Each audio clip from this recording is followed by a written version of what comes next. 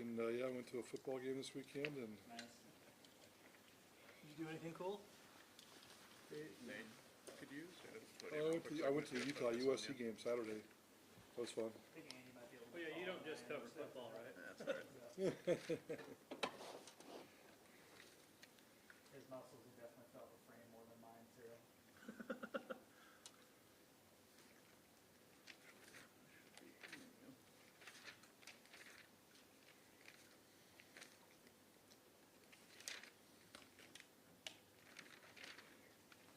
Taking over, Nate? Yep, trying to.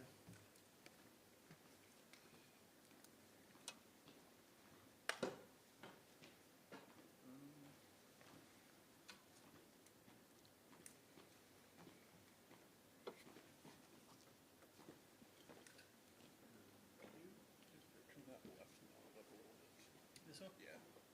Nate, can you keep talking? Yep. Mic test 1, 2, 3, 4. Mic test for Ethan. Hopefully the mic is working. Not. Just saying nonsense now. Still need me to talk or? Yeah, I'm gonna do the other one. Mic test 1, 2, This 3, one? 4, Yeah, the middle one, 5, sorry. 6, 7, 8, 9, Okay. 10. I figured out. Perfect. Nice. All right. Yeah, I was putting them in backwards this week. Ah, it's okay. It's all right, as long as they work right. Big Ron, what's going on, brother? You go to the Mariners game? did. All 7. Against you. The They'll land, love me next week when they're yeah, the land of Lincoln is about to turn on you. Not like fans are fickle. No, not at all. Yeah. They won't all sing my praises when they move up one spot next week. No, I think you're gonna have to move them up to like top 10 just to make up for last week's mistake. I don't know about that. That Their one. defense has put up impressive numbers now. They're allowing like 8 points a game right now. Illinois. That one vote is really gonna mess with them now. It's probably gonna ruin their whole season. I think so. Keep them out of the NY6. Playing the long game. Saw Kevin, my JMU Dukes at 25, even though they lost. Little homer action. You know, they played a hell of a game. Yeah. Like it never looks good to lose to Georgia Southern, but it was 45-38. We had a chance to win it at the end. Could you text that link to me? Yeah, I understand the noise level when you're sitting up top.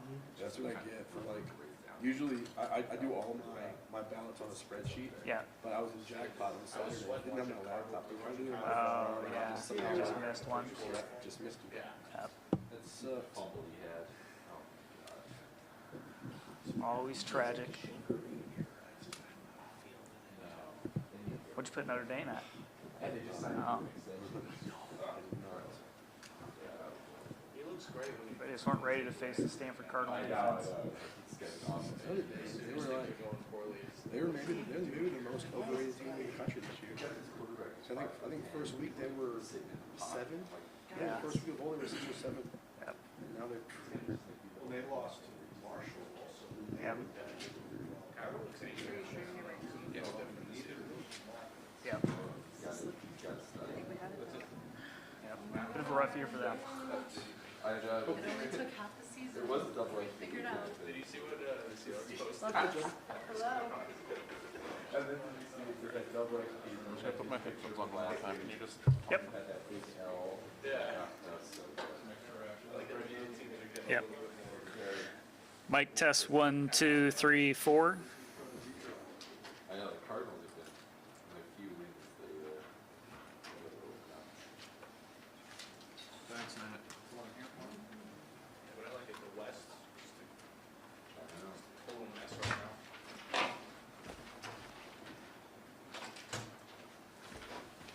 How you guys doing? Doing well.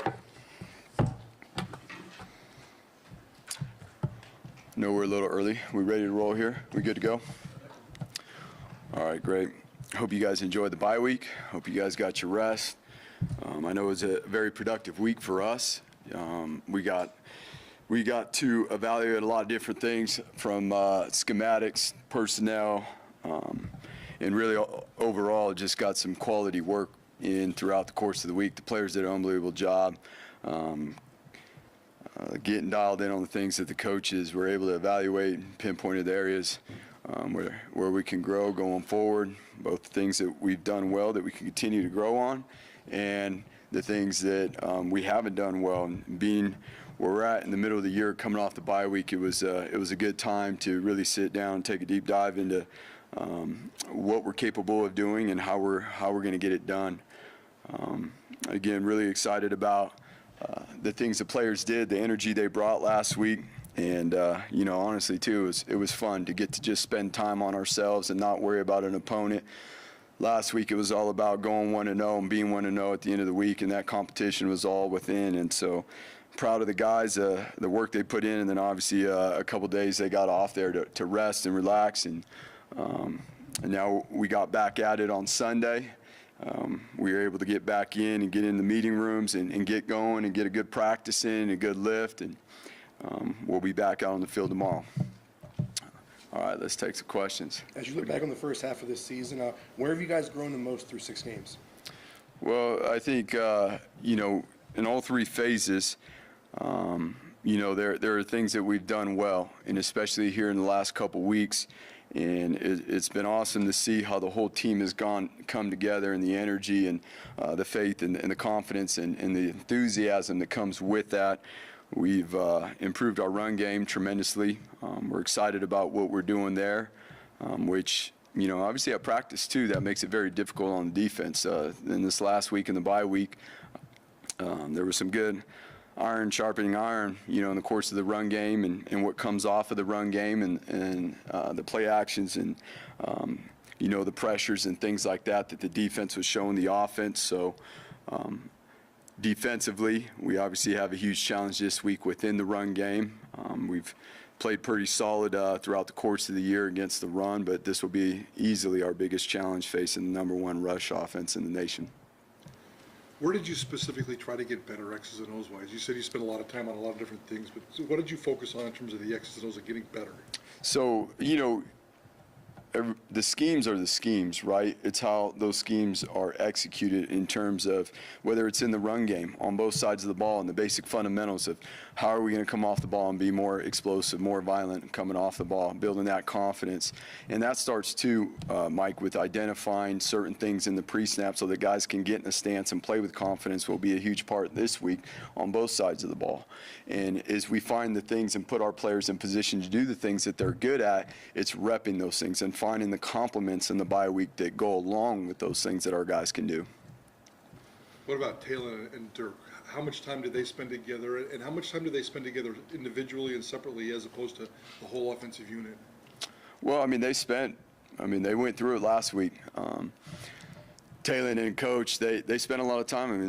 They looked at a lot of football together, and more specific, the plays that Taylor's played thus far this season, his 2 starts and what we can do to build off that going forward, the things that he does well in the run game, and the improvements in the run game that we can continue to make with his decision-making and the things he's doing. But the big part, obviously, was the pass game, too, and how do we continue to build that confidence? What are the things that he is confident in, that he can do well consistently, and then being able to put a plan together, show that plan in the meeting rooms and take it to the field. In a bye week like this, you get a lot of individual time, but it's not just the quarterbacks, it's the timing with the wide receivers and the various pass concepts and things like that you get extra time at. You're able to focus on yourself. You're not so much concerned about different defensive structures, coverages, things like that. You're able to really focus on that rhythm, and we spent some time this past week working on those things. How much does it help Green to play 2 games and then get a bye week as opposed to safely change and come in the week of the bye week where you actually have a body of tape to look at from 2 games? Yeah, there's plenty of film to look at and look at the things that again, it is all about the personnel. It always is in football. And it's, as coaches, that's our responsibility to identify the things that our guys are confident in, and not only just individuals, but collectively as a team, whether that's on defense, special teams, and putting the personnel in the best position. What are the things that we can do now after having those 2 games and seeing what it looks like, what our offense looks like with Talon back there. And you know what, even with Sam, and Sam did a good job in this bye week as well. So it was a great opportunity for both of them, for Coach to work with them. The offense starts with that. And then where do we go from there? How do we continue to build? And that was fun. It was, again, the excitement of what we can do. We got a lot of room we can continue to grow, and we've had pretty 2 good games, back to back here on offense, but there's plenty of room for growth. You mentioned the change in the run game and just how much you guys have improved in that area. Was that a schematical shift, or just kind of a circumstance of a new quarterback and a new OC? The running game in itself hasn't changed entirely. As we said already, there's just things that we are emphasizing more that we've always had in the run game, and we're able to. What has changed too is the simplicity of what we're doing and really identifying what are the things that we can do well that we've always had, but just really sticking to those things again so the players have the confidence in the pre-snap to identify fronts, identify structures of the defense, and we've seen, the momentum the offensive line has created. Those guys, they've done a really nice job coming off the ball and playing physical, and again, we're going to play a defense that has done a really good job against the run. They see a tremendous run game every day at practice, so we're obviously going to need to build off of that momentum we had, because each week's a new week, and that's the thing. Just like last week, we didn't have an opponent. The competition was ourselves and having fun competing to get better. That's what it was. Now it's time to shift gears, because every single week is a new week. I think we've seen that in college football, and it requires you to prepare and train to be your best. Did you have an opportunity to do more self-scout typically during a bye week? And if so, what were some big takeaways you had there, Coach? Yeah, that's the first half of the bye week. When as a staff, we spend a tremendous amount of time self-scouting, and the number one thing is that it always comes down to the basic fundamentals of the game. At the end of the day, this is tackle football. You got to be able to tackle well. We spent a lot of time last week working on tackling.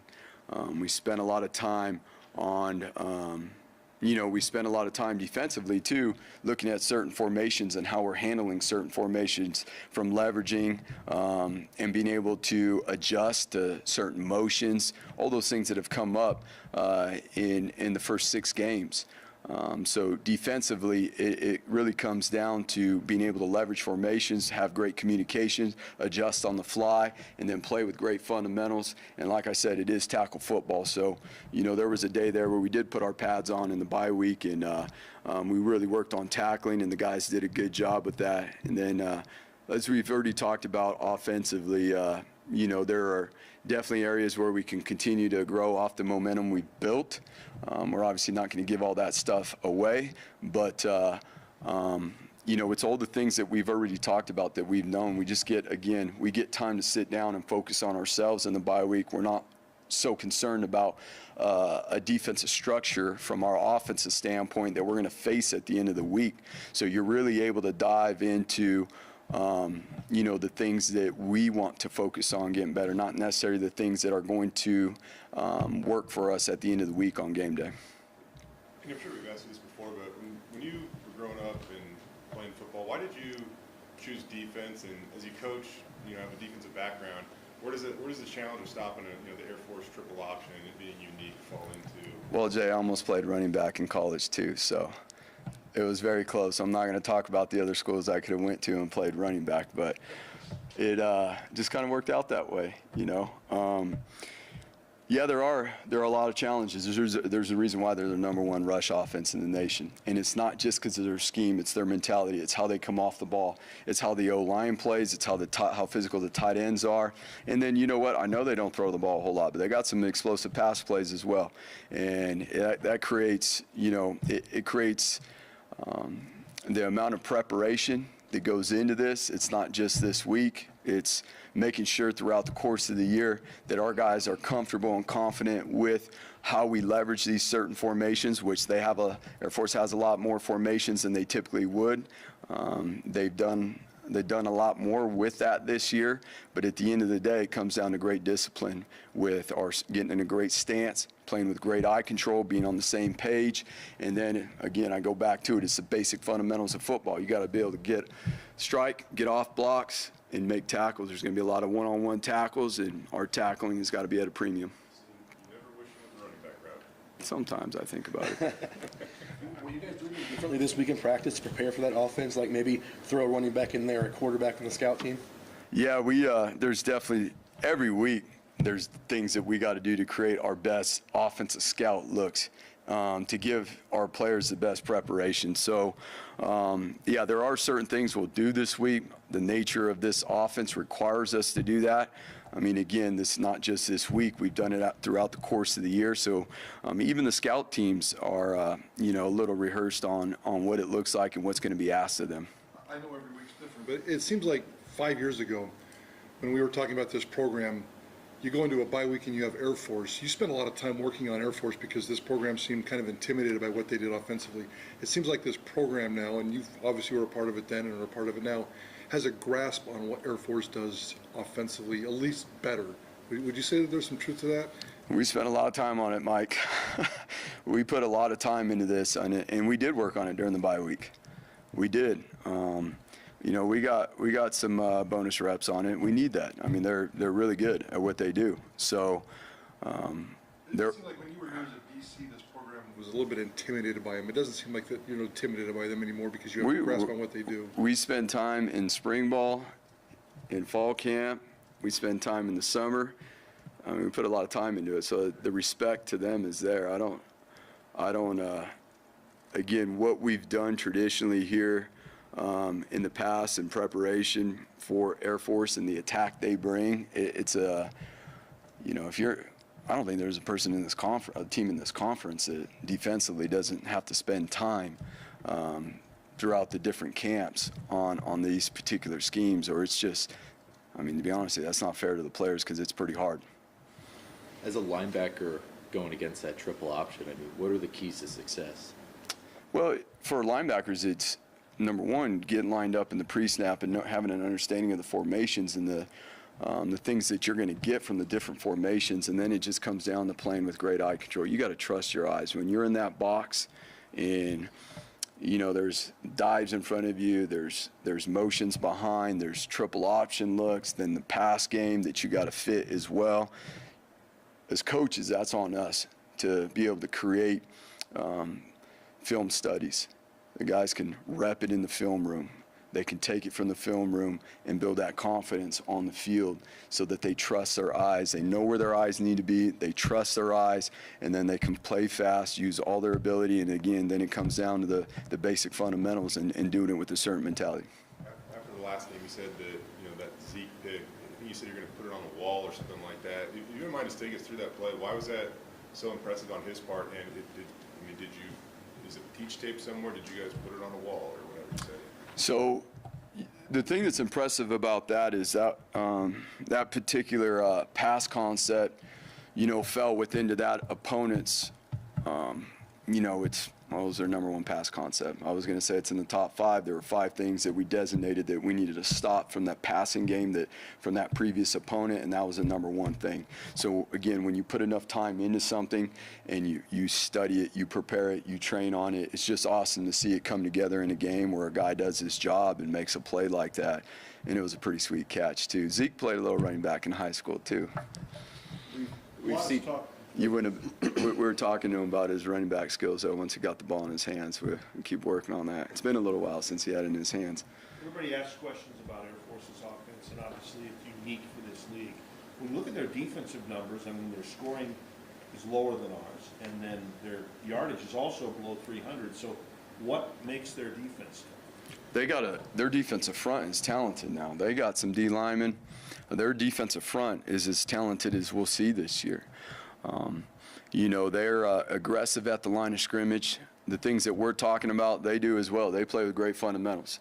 When they come off the ball, the linebackers are very disciplined. They fit the run game, they fit the pass game, and then obviously it comes together with the secondary and their ability to be very disciplined within the pre-snap and their eye control and coverage, and it's shown. I mean, their defensive stats have been very productive this year, and it is, again, we've had a productive rush game in the last couple weeks on our offense side of the ball, and it will be a challenge with this defense this week.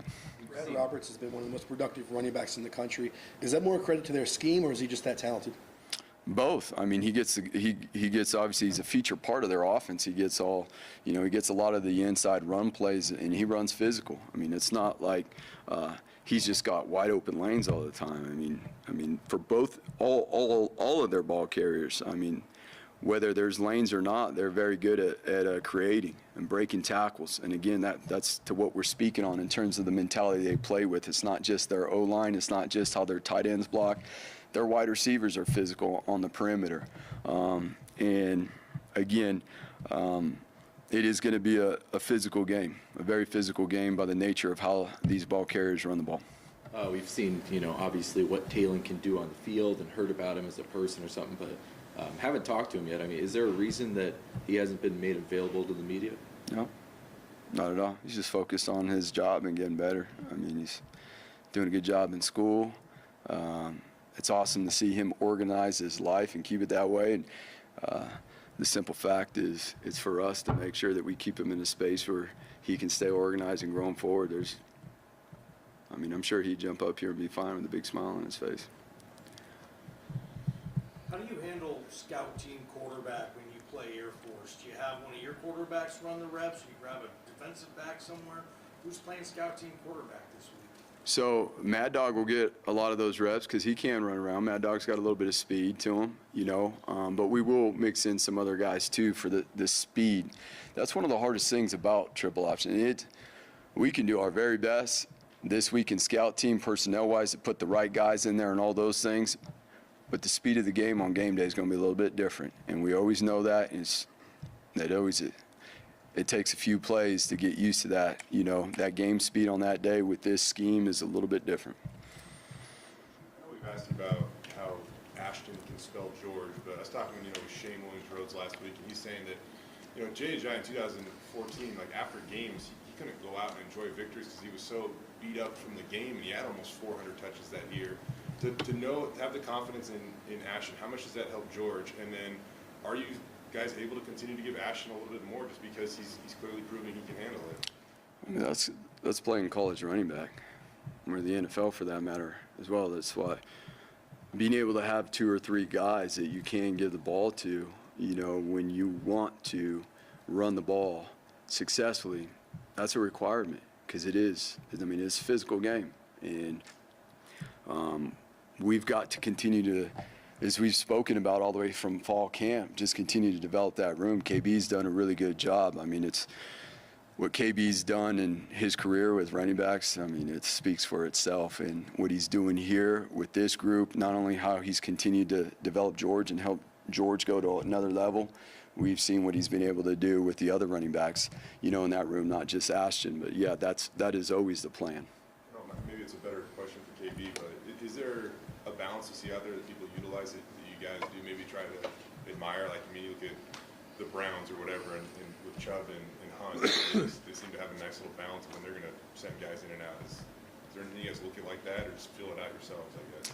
It's never fill it out yourselves. I mean, you just said it. It's very physically demanding, so when they get tired, we get them rest. And when they're not tired, we let them roll. Now, are there specific plays or calls designed for one or another?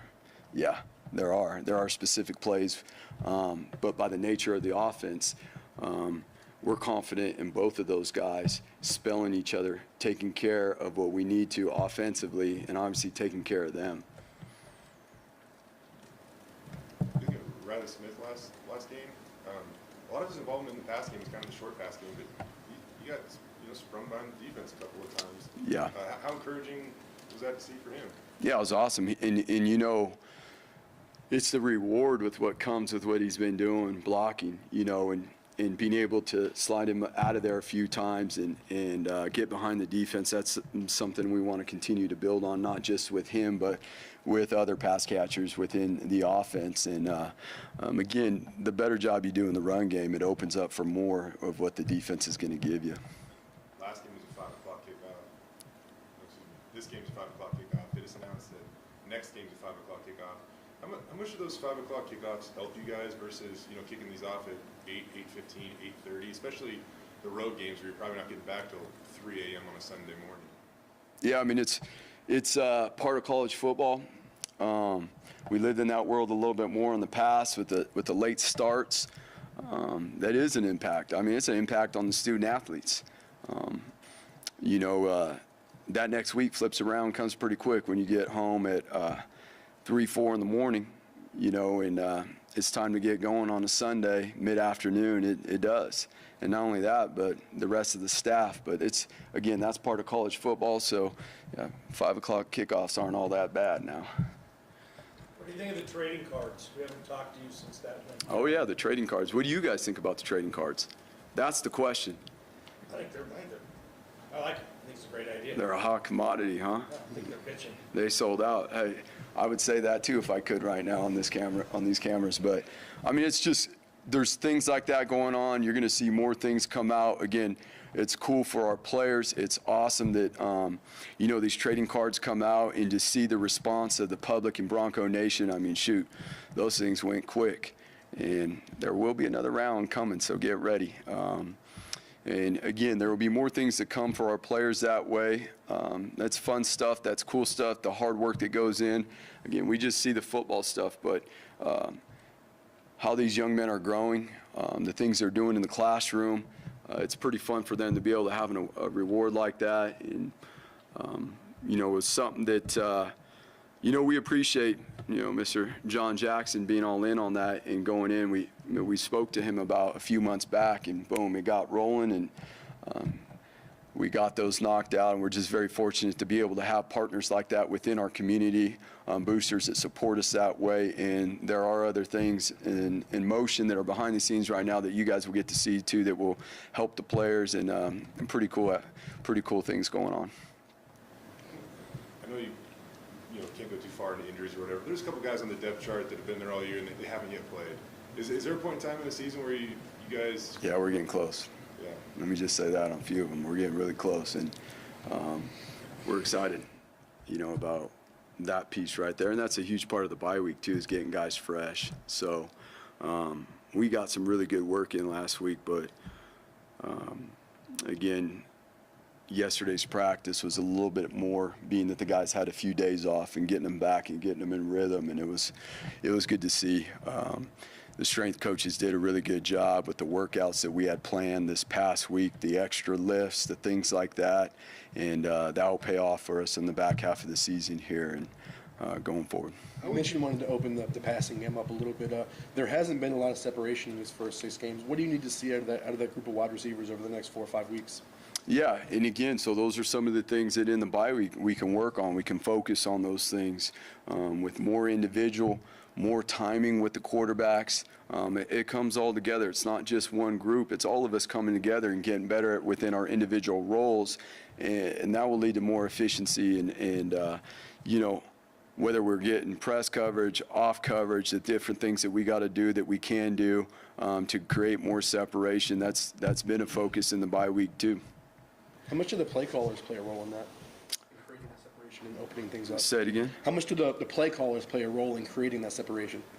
Well, I don't think he's running the routes, so. Can you call, do the play calls have an effect on that? I mean, whether you it's can, calling a slant or a 9 route for different players? Yeah, I mean, there is certain things that, like we said a few weeks back, we've personneled a few things to put guys in the best position to do what they do. Not just at quarterback, not just at running back, but wide receiver, tight end. But again, that's why the bye week was good, so that we can get in there and really focus on ourselves and doing those things at a more efficient level. How would you grade the offensive line through the first half of the season? And is there a difference between the pass protection and the run blocking in terms of the production and the results you're seeing? In the last couple of weeks, Mike, it's what we've believed in what we've seen, and I'm just proud of those guys. I'm really proud of the offensive line from the standpoint of who those guys are, number one, and it shows in how they've played recently. And I'll be honest with you, how they played in the bye week. How they played in the bye week against our defense. I'm really proud of those guys from the standpoint of how they've grown, and they don't want to stop. They want to keep growing. Again, we got a huge challenge this week with the defensive front that we're playing that will be one of the best ones we've seen all year. But from the run game standpoint, if I'm going off of what we're doing now and where we're growing, we've done a tremendous job in the last couple of weeks. And then we have improved protection-wise as well in the last couple of weeks. And there's no reason to stop. There's no reason to be satisfied. It's all gas, no brakes. We got to keep growing. Andy, I know you guys talked about how you guys got better as a team maybe during the bye, but is there anything you tell your players, like, hey, you might have an afternoon off here, like, make sure you take advantage of it? I kind of say that, I know I saw last Saturday you had a bunch of guys out at the Optimus Fields, giving back and talking with the kids and stuff like that. Is there anything that you try to emphasize away from football they need to do during the bye? Yeah, there was a lot. I mean, last week our guys were out in the community doing a bunch of things, community service-wise, visiting schools, the Boys and Girls Club, getting out and around. I mean, I'll be honest with you, we know how much support we get from Bronco Nation, but even more from our community right here. It's shown in our stadiums on game days, and last week was not an opportunity for us to give back and to get out and visit some different places throughout the community. And then we were able to get that stuff done, and then the guys, we got our work done in football. It was a tremendous week, obviously school-wise, to get caught up, make sure we're squared away and organized and planning for the future with school. We're in the middle of the semester right now, right? It's week number 8, so that's when, if you guys remember back to college, that's when those midterms and all those things start coming. So making sure that we're organized there, and then the guys got a couple days off there where they can relax. And to your point, some of them chose to get out and do some stuff like that. We got great guys in this program. It's awesome. The impact they want to have, not only in this room, for our family, for our team, but in this community as well. Your focus is obviously Saturdays, one Saturday at a time, but do you put any time and effort, maybe even last week, or even keep a private list? How are you addressing the offensive coordinator position? Think about it a little bit now. Is the timing important? You know I'm not going to answer that question, Mike. I mean, obviously you have to make a decision. There is a bigger role that I'm responsible for, you're 100%, Mike, but my sole purpose right now is on where we're growing forward right now, and I know that's a timely matter. The thing that I will say is super excited about what our offense is doing right now, what our offensive staff is doing right now, to see the growth, to see where we're going, and we have the opportunity to keep growing, and that's the most important thing right now. Yeah, I know I have a greater role, and there's some things to be handled and things like that, but like we always talk about to our players and within our program, we focus on what we can control right now, and everything is right in front of us from our goal standpoint and who we can continue to grow and become, and that's been my main focus. Is it important to have that position filled before December signing day? I would say that, yeah, we're going to be squared away before then. Again, I'm not going to put a timeline or anything on that. We will be very diligent. But we're really excited, again, with what our offensive staff is doing right now and the direction we're going. How would you assess Caleb Figures' play so far this year? And as you go up against an offense like Air Force, what will be important for him to, this week? Well, they got some wide receivers on the outside that can go and are threats. So, yeah, there's going to be some one-on-one matchups outside that are going to challenge our corners. As everyone talks about triple option and forgets about the corner's role in triple option. They're going to be required to fit the run game just like everybody else. Their number's going to be in the count a lot. And then what comes with that is those isolations on the outside and being really dialed in. And Caleb's done a tremendous job this year. His growth from last year to where he's at right now is awesome to see. That's what you would want to see from a young man that joined our program and transferred here last year. And even last year we saw the growth from where he was in the beginning of the year to the middle of the year and how he finished at the end and everything he's done with that. That's what we'd want to see. And especially for a guy that came into this program from another program and was selfless, has the humility, wants to work wants to be a part of this team as much as being a part of the family as is having his success and developing the way he has. You guys have given up 3 special teams touchdowns this year. I mean, how much time have you guys spent on kind of cleaning up those coverage units? We've identified a lot of things that we, within special teams in the bye week, we spent just as much time there in the special teams and looking at certain situations. Where can we get better situationally? Where can we get better schematically? And then it comes down to the personnel, no different than offense or defense. Is personnel-wise, what do we do going forward to put our guys in the best situations that we can? Thank you, guys.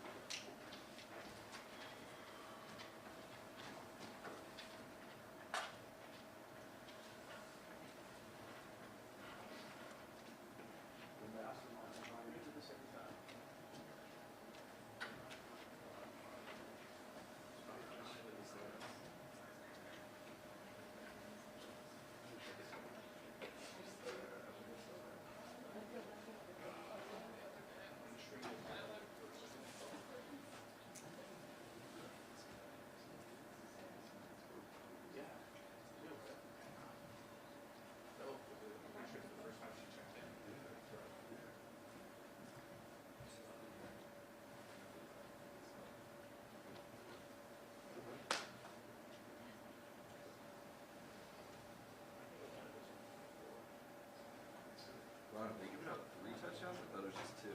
3. They've given up a kickoff, a punt return, and a block punt return. Which one's the kickoff? New Mexico. Oh, shit.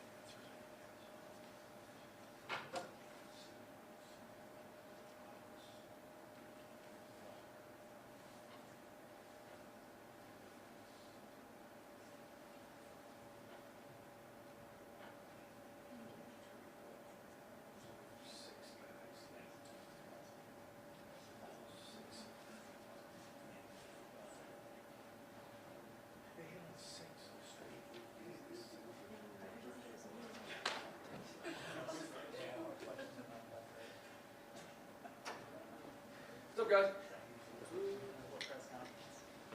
Air Force Week, here we go. How are you guys? How we doing? What's up, guys? What's up, Ron? How are you guys this fine Monday? I feel like I haven't seen you guys in a while. You guys miss me a little bit? That's a no. Just kidding. So, Spence, you guys are the #1 passing defense in the country. I mean, why have you had so much success in that area? I think it's a lot of different things. You know, as everything, hats off to our guys. I mean, they're playing hard, they're playing discipline, but it's not just like anything in regards to a stat that is good. It's everybody involved, right? It's not just the secondary, but it's the pressure on the quarterback, it's the disguises, and so there's a lot of things that we've been able to do that our players. The biggest thing is they're executing at a high level, and we're going to continue to get tested.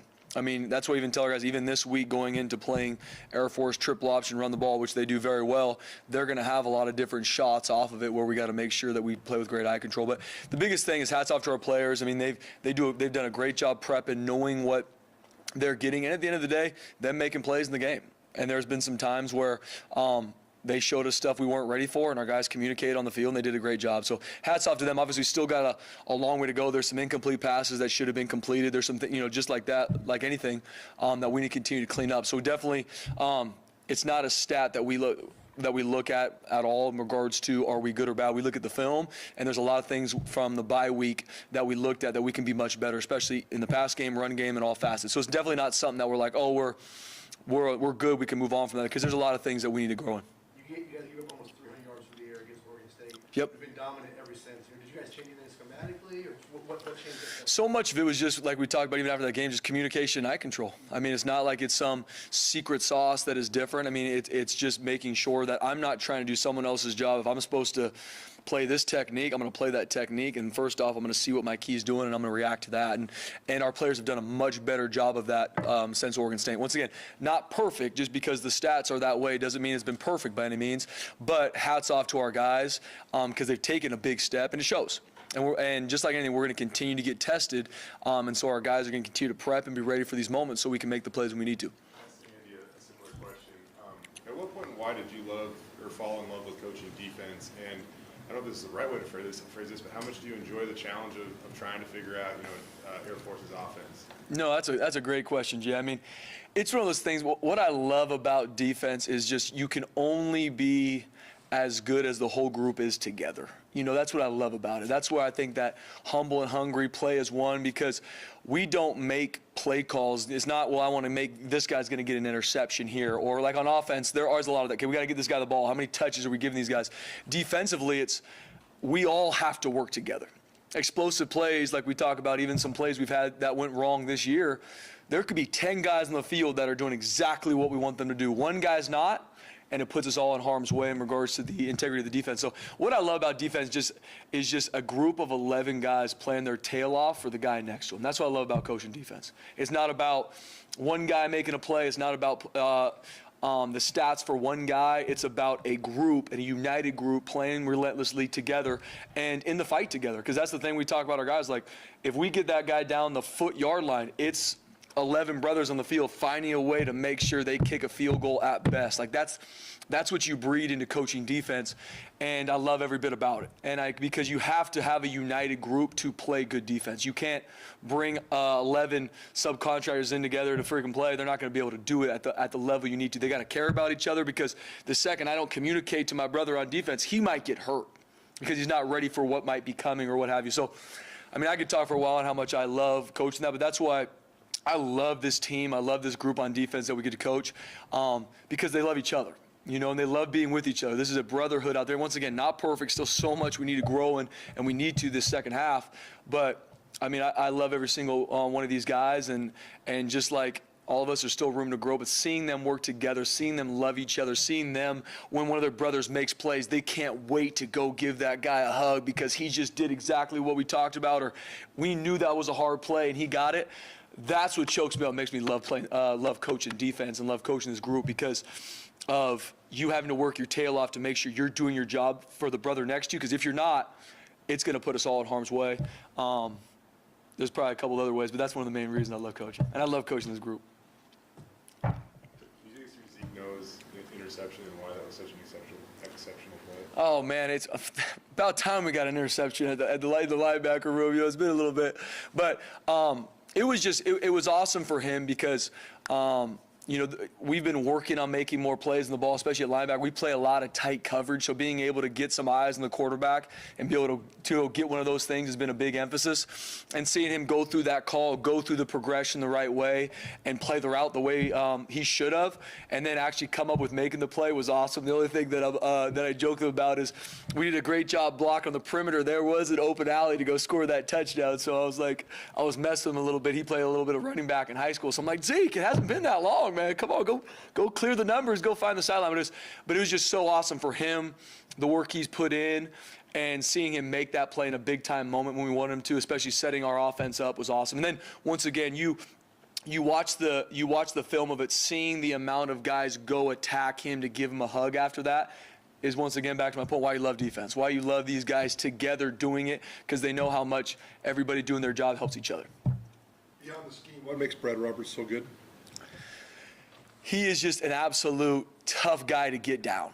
Very tough guy to get down, extremely physical at the point, does a great job with his pad level. He's always driving his knees. Like, he's just, regardless of who they've played, he's been tough for guys to kick down. One-on-one especially, and even two-on-one, he's going to find a way to get yards. It's very, very impressive how him personally, like you said, even apart from the scheme, how him personally can make plays, even when guys got him dead to rights, he's still going to find a way to get 2, 3, 4, if not break it even for longer, which keeps them on schedule, which is what they want to do. You guys have no team in the country that has given up fewer 10-yard plays on defense than you guys. You go back and you look at that Oregon State game, you gave up quite a few that game. No question. It'd be ideal to start the season perfect, but how much was that a necessary experience for this group to grow, and how much have they grown since then? I think just like anything, man, I think God works in mysterious ways. And going through that at that moment was tough. Was tough for me, was tough for our players. But we learned from it, and it's something that we know that you can play as hard. We're all about guys playing hard, but now we have to play discipline. And you have to make sure that just because you care and you're working your tail off, if you're not doing it in the disciplined way or the way your job needs to be done, then you're gonna leave the defense in a bad spot, which is what showed up in the Oregon State game with the amount of explosives we gave up. And it was same thing. There's a lot of guys doing the right thing, but one or two guys across different positions weren't, which led to explosive plays, which is what we gave up way too many in that game, and that's what obviously hurt us. Seeing us take that on the chin and take ownership, starting with me, making sure we're doing a better job coaching and teaching so our guys are confident in what exactly am I doing, where my eye is supposed to be, what's that telling me, so they can go out and perform at a high level. Seeing us grow from that day forward has been awesome. Once again, not perfect. We're still giving up some explosive plays that we don't want to and that we need to make sure we clean up going forward. But just like anything, I'm just very proud of our players learning from that moment, taking it on the chin, like, hey, how can we get better? And then us coaches doing the same thing, like, no, we got to be better. We have to coach this technique better because obviously it's not getting done when it needs to. And seeing our guys take that's been awesome. Andy said that preparing for Air Force is not a one-week thing, but rather kind of stretched out throughout the year. No question. Can you kind of explain, when you're actually preparing for that throughout the year and what that looks like? Yeah, I mean, it's a schematic attack that you have to be ready for, that we're studying throughout the season. So, for example, we'll do some professional development in the off season, trying to find better ways schematically to play them. We'll work through it in the spring ball, in the summertime, in fall camp, working through different techniques in regards to the schemes and how we can play the triple option better. So those are just to name a few. And then so much of it too is for us as coaches, it's the schematic side of it, putting our players in the right spot, but then it comes down to the mentality and the fundamentals and technique in this game. It's getting off blocks and tackling. And then when you get there, finding a way to get the ball out. Like that's what the game is. Obviously, in the off season and working through this, there's a lot of schematic stuff we look at to make sure our guys are in the best possible situation.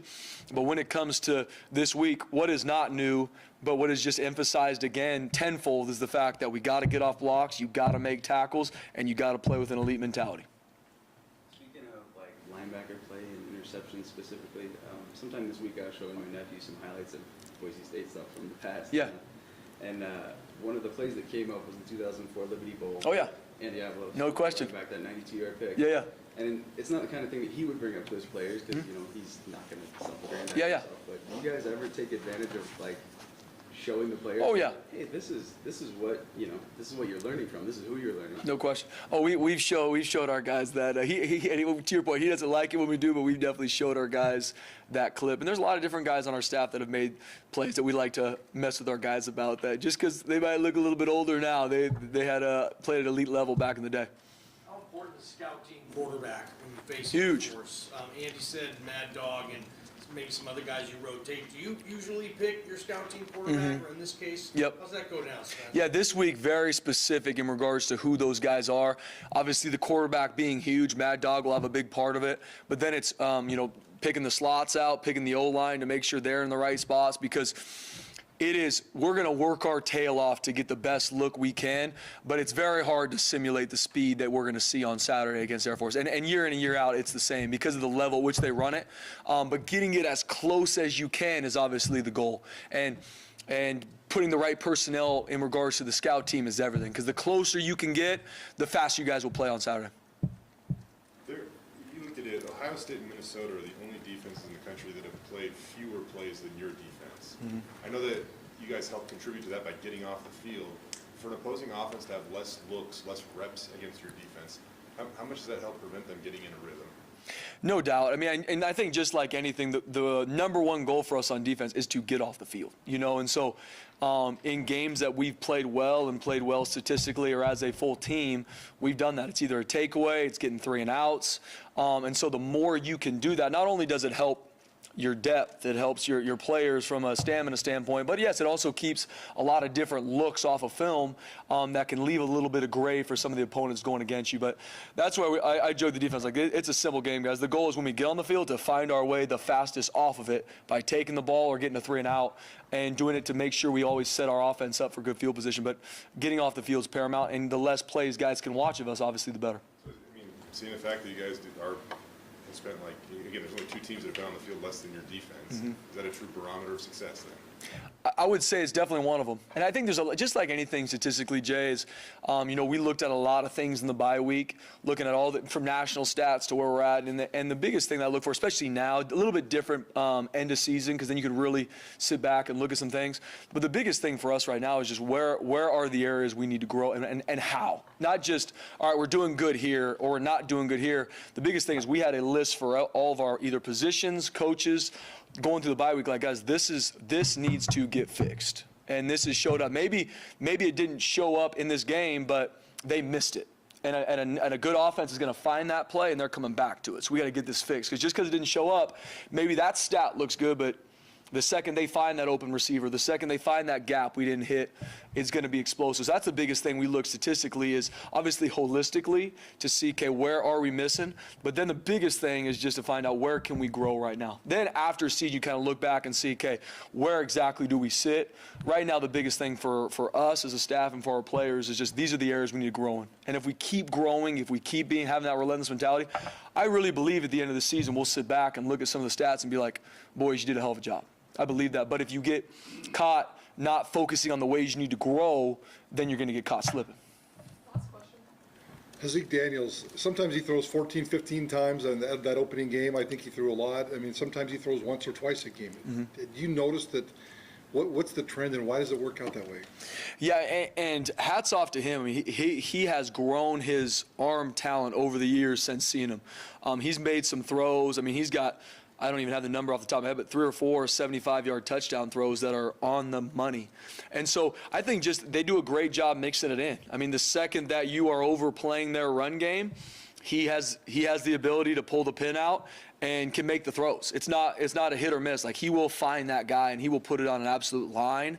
And sometimes it's more than others. And hats off to their offensive staff and what they do. They've obviously been doing it for a while and they know exactly who they are. But I think they do a great job mixing it in regards to the second you don't see it coming, that's when they're taking their shot. And even on situations where you might think a pass is coming, they're completing those now. They're finding the open receiver, and they have concepts to do that, and then he can make that throw. Or, once again, if everything's covered, he's that nightmare where then he's going to make somebody miss, and now it's at least a first down. All right, Spence. Thank you. Appreciate you guys. Well, I missed all you guys. Have a good day, guys. Yeah, always a pleasure, man. See you guys.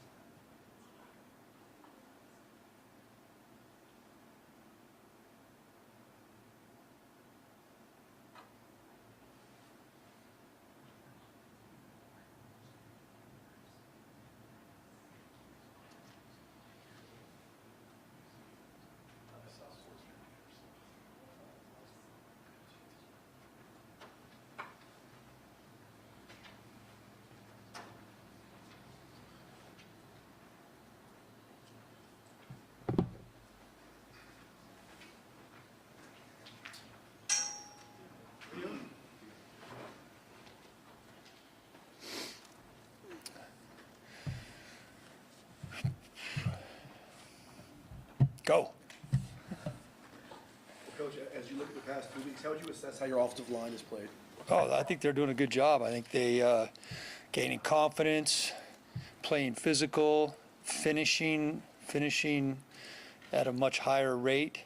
But I think the main word in there is they're playing with a lot more confidence, and I think they were much maligned, maybe for not as much reason as needed to be, because I think it's a pretty good group. And one thing to consider is we probably haven't had our best 5 out there yet in any game this year. Andy mentioned that the running backs are helping set up some of those blocks now. How does a running back do that? So a way a running back does that is he presses the hole. He presses the hole and sets the linebackers. So a lot of these runs today are trying to make the Mike linebacker, make the middle linebacker commit, make him commit, and then we're either going to cram it or bounce it or cut it back. I mean, the running back has to be disciplined to stay on his track. Now, great running backs are going to run. Their sight and vision is going to tell them where to run, but you do have to have some semblance of rules in the run game to help the lineman know where the back's going to be as well. You say the offensive line has this confidence in the last couple of weeks. I mean, it's this big, tough physical game with lots of X's and O's, but is it as simple as just a couple of successful drives and it starts clicking up here, or have you changed anything? No big changes, except I think one of the biggest things that helps the line and the tight ends is when you're able to repeat runs, when you're able to, that's just one thing that, I mean, I was fortunate to be around some great running backs, Fred Taylor, Maurice Jones-Drew, Steven Jackson, and those guys all tell you they need to see the looks more than one time. And I think as coaches, I know I was guilty of this plenty of times. You run a run in the first quarter and you gain 2 yards, and then you don't run that run again the rest of the game. And I think if you've watched us the last 2 weeks, our run game is nothing fancy. We run the same plays, but I think when the guys get to see the same looks more than a couple times in a game, it helps them. Last time we talked to you, Dirk, you said that there are guys on the team you didn't even really know. How much have you used the last couple of weeks and how much better do you feel like you know the team and the guys in these last couple of weeks? There's still a lot of guys I don't know. No, there's still lots of these teams are big, man. There's a lot of guys out there, and I see them mostly with helmets on. I mean, obviously I see the offensive guys more, but like I'll see defensive guys on the field and I know them by their number, and then they'll come up to me over there and I have no idea who they are. That just takes a while, and I got to admit I haven't really tried that hard. I mean, I've been busy with other things, so I need to get the little picture ID out and carry it around with me. You guys use it. Yeah. How about Ashton Genty though? I mean, he's such a young kid. What's impressed you about him, and what do you know about Ashton? Well, right from the get-go, when I started coming out in the spring, and Ashton, of course, was right out of high school, you could see it right off the bat. I mean, this guy reminds me of Maurice Jones-Drew. You know, he's got that short in height, compact, stacked up body type, and he doesn't give you much to hit. He's got really good pad level. His yards after contact is real impressive. Got good vision. He's got better speed than you would think he does. Better hands than you would think he does. But he showed it right when he got here, even in the spring, and that's mostly in no pads. So, he was in practice in the fall. He was breaking off long runs in practice, and then I think just early this season, again, we already talked about those repeat runs. He just wasn't getting very many chances because we were either playing from behind, which is it's hard to keep running the ball when you're behind.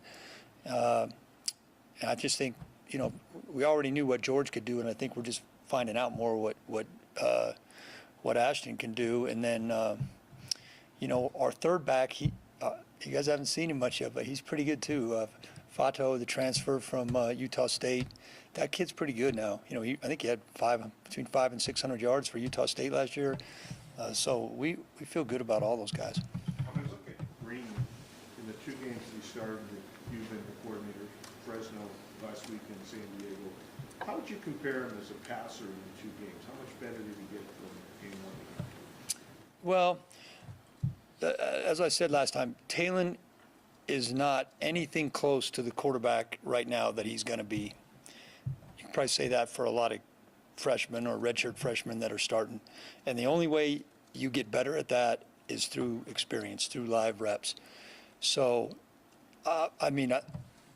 progress is being made. We haven't had to rely on our passing game because we've had a strong running game. There's going to come a time when we are going to need our passing game. We tried to throw it early against Fresno, and we did get off to a good start throwing, but then we kind of hit a little lull. We obviously have to eliminate turnovers. We can't turn it over backed up, and we've done that a couple times. But Talon he's going to be much improved as a passer over time. Just how fast that comes, that's remains to be seen. Sounds like last week you spent a lot of time with Talon. What were the priorities? What were the results? Well, the results, we won't measure those till we get to Air Force this week and then games ahead. But, just a few things like we just grouped up all of his passes going clear back to the Oregon State game when he had significant time, and these two games, watched everything by concept, and I just let him talk.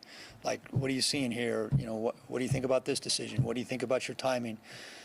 He's probably real tired of hearing me talk. So I wanted him to be able to talk me through it, what he's seeing, why he's making the decisions he's making, what type of throws. Part of a quarterback's job is to not make plays worse. Like, sometimes it's just a bad play. I mean, they're not all perfect, and the defense, those guys are on scholarship too. So knowing is real hard to know when to cut our losses and move on. A hard lesson to learn. So Talon and Sam are learning that lesson. It was just a good chance. We had a lot of time in the classroom, but then on the field, those 3 bonus days of practice where we could just take certain concepts and work on concepts that we know we're going to carry through, passing concepts that we're going to carry throughout the season. That was beneficial. Now, the payoff doesn't come until game day, so we won't know that. You mentioned that Ash reminds you of Maurice Jones-Drew. How much of a rhythm do you feel like you found with George and Ashton? I mean, Ashton ended up out carrying, I guess, George in the last game. How much of a rhythm do you found, and is there any past experience that you've had of balancing running backs out that you lean on? Yeah, I think Keith Bonaparte has a real good feel for that, and he handles the running back substitution. Like, I really don't get involved in that. Keith handles it. A lot of times a running back coach that's been doing it as long as Keith, he just gets a feel. Like, if George has run it maybe 2 or 3 times in a row, especially breaks off a long one, you can sort of tell when those guys are winded. And Keith's got a good feel for that, so he handles that rotation. Part of the responsibility of playing Air Force offensively is making sure your defense isn't out there on the field all day long. So offensively, you got a little tweak there this week. The way you've been running the ball lately certainly helps that situation. What kind of tweaks do you have to give the offense this week to give the defense a spell? Yeah, when you watch Air Force's games, in their 2 losses, Wyoming and Utah State, those teams were able to do that. Some of those other teams, I think Nevada ran like 40 plays UNLV ran like 43 plays. Nevada, when they played them, I think they ran 35 plays in the game. So you got to stay ahead of the chains, and you can't turn it over, staying ahead of the chains, and you got to score touchdowns in the red zone. Like, we can't go 4 for 8 with 4 touchdowns and 4 field goals. I mean, it's just unbelievable when you watch those films. Team goes out there, they go 3 and out. You look at the scoreboard, it's 7-0. They go 3 and out again, it's 14-0. Air Force is built to play with the lead. They do a great job of it. I mean, they're unbelievable. What their system is, their defense is not complex, but they've seen it all. They play very hard. They're really good tacklers. They play sideline to sideline. They know their adjustments. So we definitely have our hands full. If you can run the ball and stay ahead of the chains, that certainly plays to our favor, but they know that too, and they're the smartest guys in the world. Oh, by the way. The receivers haven't created a lot of separation this year. As the play caller, what can you do to improve that, or is it just kind of on them to execute better? Both. It's on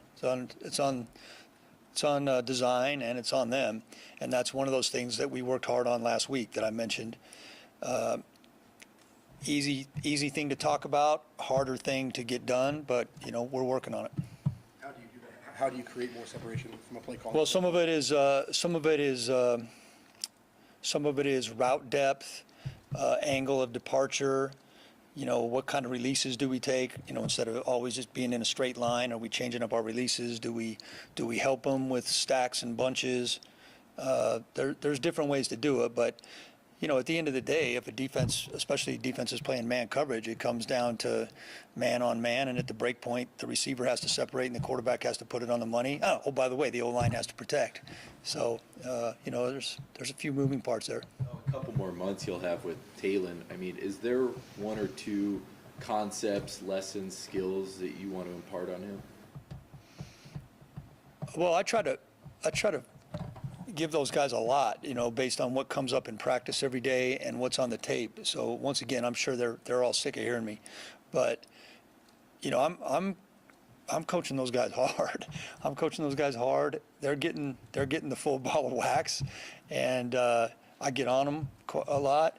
But then when we're in the meeting room and we're talking through things and they're going back over it, I mean, I have high expectations no matter how much experience we have for those guys, because the team's dependent on them. I mean, the quarterback touches the ball every play. So, I'm sure there'll be things that those guys remember when I'm not here. But whoever the new guy that's coaching them, he's gonna have his coaching points as well. But I'm not really thinking about that. I'm thinking about what do we got to do this week to score points against Air Force. You were saying when you got here that obviously you had him as a years ago, you might tweak some things mechanically with Talon and Sam, but on short time, what specifically are you doing to try and kind of make them better passers? Yeah, timing. I mean, that's mostly timing. It's mostly footwork, like we talked about the separation. So the quarterback's footwork, his timing, and his release have to be in sync with the route depth and the break point. And when they're not, you got to fix it on one end or the other, or it's not going to fix itself. So mostly that kind of stuff. Dirk, how beneficial was it to not have a game week last week? Maybe catch your breath a little bit and coach this kid or these quarterbacks in a bye week scenario. Did that help? Again, we'll have to see. We'll have to see how that goes. I mean, let's face it, we had momentum. So you got people who would say, keep playing while you have momentum is good. I love bye weeks because, again, you do get to catch your breath. You get to get your guys that were banged up somewhat more healthy. But the only thing that matters is the next game. In the end, you've been around football a long time. How much that I have, Bob, that I have. I've seen a lot of football too. So how much in the end is a bye week an advantage for whoever has it? No way to measure. I mean, we could spin it however we want. There's no way to measure that exactly. We talked about the run game a little bit, and equal as impressive is the big runs, or the fact that you guys have really limited negative plays these last couple of games, it seems. I was talking with George a little bit after the game, but how have you guys effectively done that, where he's not almost routinely having to make a guy miss 3 yards in the backfield anymore? Yeah, I'm gonna go back to the earlier question about the O-line and the tight end. Our tight ends. I mean, Riley Smith blocked his tail off last week. I think there's a lot of credit goes to Nate Potter and Tim Keene and Keith Bonaparte. Again, they're primarily in the run game, but I go back to those repeat runs, and we're not doing 10,000 different schemes. We just have a handful of schemes that goes clear back. They started this. Coach Avalos and the offensive staff started this last spring. Limited number of schemes, and you're doing them over and over. So to use Andy's terms, you don't have to reinvent the wheel every week in the running game, and I think it takes time to get there, but we are seeing that pay off in fewer negative runs. How have the last couple of weeks changed your life in terms of, you were golfing and now you're working. You probably walk around at home now with a pencil and paper and writing down notes. I mean, and are you having fun doing it? I really enjoy being around the players. Obviously, the 2 games have been a lot of fun, minus the first half of San Diego State. The grind part of football is why I wasn't doing it anymore. That it is a grind. As I said last time, these guys work their tails off. We got done practicing Thursday. I went to McCall golfing. All these other guys went recruiting for 2 days. it's hard. It's hard. The grind is long, and there's reward to it, but my reward for that is in the past. But I have really enjoyed practice and being around the players. When I hit the practice field, I'm just coaching ball, and then the games, you're playing chess with real live guys. That's fun, and it's fun to see these guys have success. I've enjoyed that. What kind of role will you play in recruiting in terms of, it sounds like you're not going to travel, but will you look at film every now and then if somebody asks you, or? No, I'm not. I'm out of recruiting. Nothing, No. not evaluation, nothing, right? I mean, if they ask me to do something, I'll do it, but they haven't been asking me that. So you're literally coaching Monday through Saturday and 7 days a week, you're coaching. That's it. Okay, have a great one.